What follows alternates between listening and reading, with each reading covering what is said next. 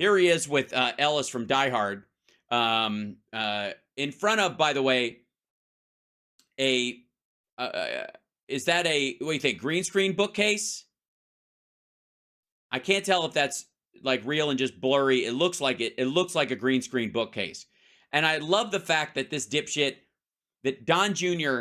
has to have Rumble on his thing, which makes me think they do it at the Rumble Studios, wherever that is.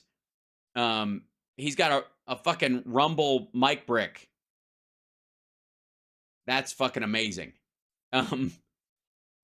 Which, like, he's an employee of Rumble now. That's what this Triggered podcast on Rumble is all about. This is a clip that Dinesh put up, though. So Dinesh pulled this as a great example of his own, conversation skill. This is: the American police state is worse. Listen, look at this. The American police state is worse than we can even imagine. Now, I would show you again, if I could, without getting a copyright strike, the scene from Left Behind 2 Tribulation Force, starring the uber macho Kirk Cameron, where a couple of UN troops are like beating up some kids for trying to steal some food because they're starving, and Kirk Cameron goes, "Hey," and they stop, and until he leaves, and then they shoot the kids, and then he doesn't do anything, and it's very weird. It's a very weird scene. But obviously that didn't happen. That hasn't happened. It's not real, but somebody can imagine it. I think what we're really facing in this clip is the total lack of imagination of these two idiots. Okay, here we go. Triggered, which is the Don Jr. podcast. Special guest, Dinesh D'Souza. How much worse is the police state than we ever even imagined? I mean, again, you can't. You're setting him up, really? Didn't you read the title? It says the American police state is worse than we can even imagine. I guess it's a matter of degree. I know it's bad. We've been woken up. I know it's bad. Up to that. Our eyes are open. They are open. They are glassy and they are open. But it seems so like nobody notices that we're in a police state, which you would think if you were in a fucking police state, people would know. So much worse than we could have possibly imagined, like so much else that we're getting our eyes open to. That's right. We can't even imagine how terrible this is, guys. How terrible this is. And it's even more terrible now that our eyes are open. I'm woke. Yeah. Yeah, I think that the police state is rendered even more creepy by the fact that it marches behind the banner of law. And so... Oh, God, this is going to hurt. So if you follow the business with Jack Smith and Beryl Howell... Oh, believe me, he's following the business with Jack Smith. Trust me. Judge, Jack Smith makes a motion. She approves the motion. Then Jack Smith suggests that your father, Donald Trump, might be a flight risk of some sort. The judge goes, yeah, that might actually be the case. So I guess what I'm saying is that you've got this naked brutality. Okay, first of all, fucko, anybody who has a plane of their own is a flight risk. Of course he's a flight risk. He's got multiple passports, which we discovered when they went through his shit, and he's got a fucking plane. That's the very definition of a flight risk. Okay, secondly, that never happened. They didn't take away his passport. They didn't deny his ability to leave the country. None of that shit. He can still leave. There's a big concern that this dumb motherfucker, his dad, might throw some of the boxes he's got at Bedminster on the fucking plane and bug out and go bunk with Snowden. This absurdity of collecting all the people who like President Trump's tweets. Why would you want to do that unless you were trying to create some sort of database, some kind of list of political enemies, so that if not Jack Smith, somebody else in the Democratic camp could start going after those people? All right. I don't know what the fuck he's referring to. The idea that the Department of Defense or the DOJ is now, anybody who likes a Trump tweet is now on a fucking list is dumb. If they coordinate it, if you have somebody who showed up on January 6th, they're going to look backwards at what they've said on social media and try to go, okay, this is a chain of events. This person, we can see what ones, not that they liked Trump's tweets, but that they liked specific ones like the "come on January 6th, it'll be wild" stuff. It's directly related to the charges against them. So, but all of this is done as if to say we're going through a legal process. So we are going through a legal process. It is a legal process. This, all this asshole is saying is we don't live in a police state. Our police state pretends to be saving democracy and upholding the rule of law and affirming freedom and protecting truth from misinformation and disinformation. So the job of a movie like mine is to strip the facade, remove the veil, show and replace it with an even dumber facade and an even dumber veil. People the sheer thuggishness that lies behind this emerging police state. Oh, wait. Hold on.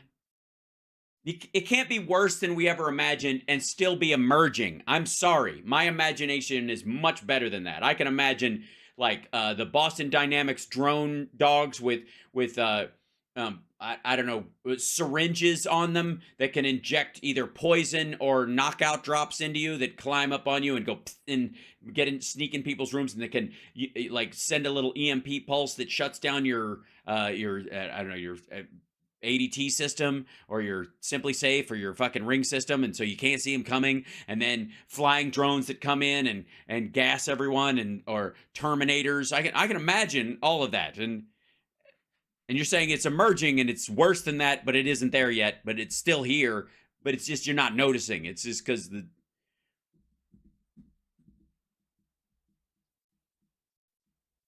Yeah, I mean, it's sort of the movie you hope you never actually have to make, right? I mean... Dinesh Does Dallas? Yeah. And this feels like, you know, some sort of, you know, despotic film. It does feel like a despotic film, a despotic film.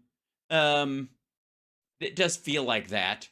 Like there's a film and it's about a despotic kind of despoty thing. I don't know why that word is stuck in my head. Must be the blow. But it's a documentary because it is actually happening. It means... No, it's not. And no, it isn't. Means things have gone from bad to worse. Well, for you... you know, what did you learn, you know, while putting it together that perhaps you weren't aware of otherwise? Considering you're making this up, what did you imagine when you were imagining this? Talk about that process where it started, you know, to where you got to the... Tell us what happened when you made this shit up. The finished product and what you learned in that process. I wrote this on a piece of paper and I'm so fucking bored right now. Well, part of it, you know, the start of it was I was thinking back to my... I'm a professional interviewer. I wrote stuff right here. I learned how to look down at my notes from Greg Kelly. Early career in America and how I always thought of America as the leader of the free world. I contrasted America with the unfree world, which of course... Well, that was, I guess you'd have to. ...was North Korea, China, the old Soviet Union.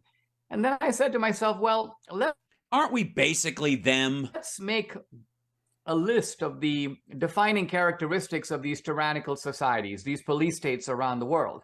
You have mass surveillance of citizens, systematic censorship, ideological indoctrination in the schools and the... Right.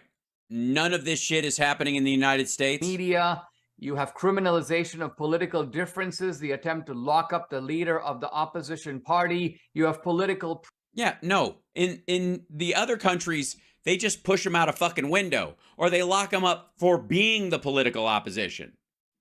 Prisoners. So I go down that checklist and by the way, Gen 6ers aren't political prisoners. They weren't snatched up because they were meeting in a fucking basement planning to do a march someplace. They attacked the fucking Capitol. It's not even all of them, asshole. I say, well, how many of those things do we see now?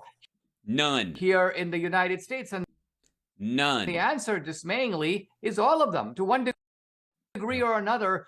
Yes, to one degree or another. We have like, in my perception, in my paranoid fantasy, 8% of the kind of dictatorial surveillance you would see in China, for example, where they have a camera on everyone and they can weld people into their apartments. We have like 8% of that. So to a degree... all the defining features of police states are now evident in our own country. It's a... No. There are comparable. We have police. That's it. That's the degree. It's a shocking and disturbing realization. Yeah, I mean, it certainly seems that way, right? When you think of the No, it certainly does not. other police states of the world, obviously, I think, China comes to mind, right? It does, China. Right? Where your brother Eric was drumming up money and your dad got $17 million into his secret bank account for killing TPP. You mean that China? I get all the Chinas mixed up. We're not really different. That perhaps. Yeah, we fucking. Well, hey, I take it back. If we're not really different, do your show from there, you dumb motherfucker. How about this? Try uploading your show to Rumble without a VPN from China. Go to China, film an episode, don't use a VPN, and try to log into Rumble. We're really not that different. Perhaps the only difference that I can actually think of at this point is that there That you can get better blow in Miami? are still those out there in America who are naive enough to believe that we are actually different. That.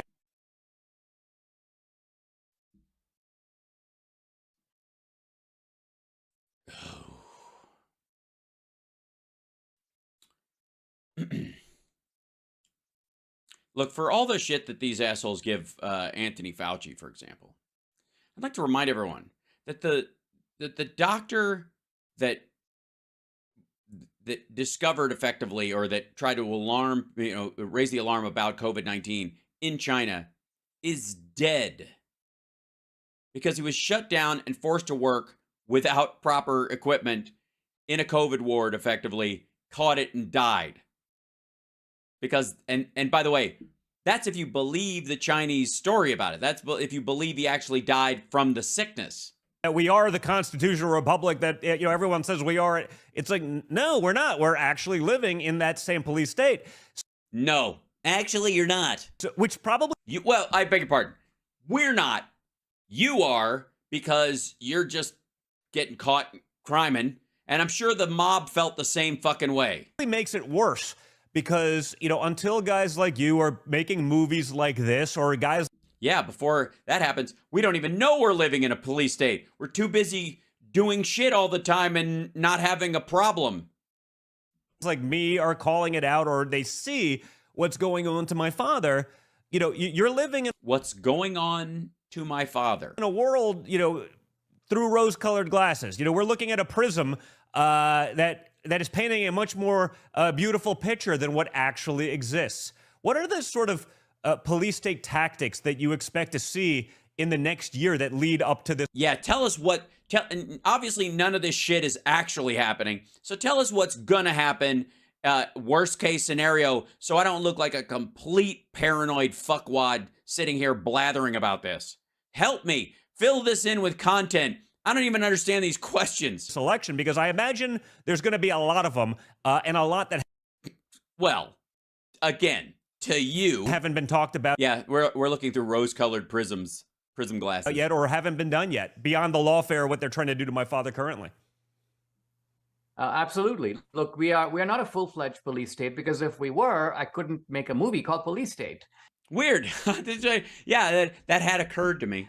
So we are. And you wouldn't be able to publicize it or talk about it with the son of the guy who's on trial. An emerging police state. I would say on a scale of 1 to 10, we are somewhere around 6. Get the fuck out of here. Somewhere around 6. And, 1 is kind of around 6 if you're talking about like scales like the thousands. But I'm also struck by the speed at which we have gone from 1 to 6. So while all of this may go back to 9/11 and some of the expansion of surveillance powers given to the government at that time, yeah, it's weird that around the nation's capital, if there was ever an attack on it, that our DOD and Pentagon and our functioning federal government would be able to look at everyone, like geolocate people or use facial tracking around the Capitol building. Why would we even do such a thing? Isn't that an attack on people's freedoms to not let them attack us? The truth of it is much of this has happened just under Biden. So just in the last 2 years. And okay, what's changed in the last 2 years? Pretexts are somewhat different. Some of it could be COVID, some of it could be January 6th, but whatever the pretext, the movement is in the direction of greater unfreedom. So Unfreedom. So I think that we are now at a critical. Like what? What movement? What's the thing? What can't we do that we could do before? We can't do now because they're using Jan 6 or COVID to stop us from doing that thing. One fucking thing. Where's the heightened surveillance? If you haven't materially, physically aided and abetted an attack on the Capitol, what changes in your overall freedoms? If you're not out on fucking bail, in which case you have conditions of release, which is what Trump has right now. What freedoms of yours have been curtailed versus 5-10 years ago? Point where the big question is, what will the opposition do? What will the Supreme Court do? What will the Republicans do? What will this asshole do to try and sell this premise? What will Republican attorneys general and secretaries of state do? Because it's my firm view that the passivity of the Republicans provokes the aggression of the Democrats and of. Oh, I see. So you know how they were saying that Joe Biden is weak, and that's what provoked Russia to attack Ukraine and Hamas attack Israel, and he's just weak, and that's why they're doing this. Well, apparently that kind of authoritarian shit rolls downhill because it's the weakness of the Republicans that are making Joe Biden turn us into a police state. The left. It's like a bully. Because they're taking advantage of it. If he finds that the kids are all running scared, the bully gets even more excited and wants to increase. Oh, you don't have to tell him that. Increase the bullying tactics. The moment the kid. Is that how they do it? Is that how anybody know how a bully works? Do they increase the bullying tactics? Kids decide, let's get together and ambush this guy in the back alley and kick him in the shins. Then he's. The shins. Ow. This is okay. So this is some serious bullying we're talking about. So right now, on a scale of 1 to 10, the police state has got us cornered in an alley and is shin kicking us. Going to feel a taste of his own medicine. Then the bully begins to think twice. How much worse? Hold on. Wait. I got that backwards because this is gibberish. Say that again. My firm view that the passivity of the Republicans provokes the aggression of the Democrats. Yeah, you show weakness, we're going to pounce. And of the left. It's like a bully. If he finds that the kids are all running scared, the bully gets even more excited and wants to increase the bullying tactics. The moment the kids decide, let's get together and ambush this guy in the back alley and kick him in the shins, then he's going to feel a taste of his own medicine. Then the bully begins to think twice. I see. So the idea is that what he's not advocating for political violence, but he is saying that we should, as a people, metaphorically, rise up and kick the police state in the shins.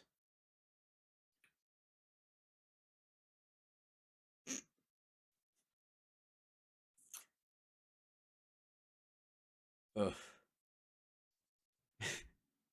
I would like to say there is a silver lining to this story, a little bright spot, if I may. This is the worst performing movie that Dinesh D'Souza has ever made. Of all of his movies, and obviously because of Trump pushing the fucking 2000 Fools movie, that one did probably the best. And so there's definitely a huge drop off. But this one, financially and as far as awareness, is shitting the bed like no other movie. It is in the worst position. That's why he's been selling it so much. It's not because his sales pitch is ass or that the premise is goofy. It's that it's terrible. It's just poorly put together and a waste of time, just for the record. Just in case you were wondering. By the way, you're watching House Sparks Mega Worldwide. Like, subscribe, give a thumbs up.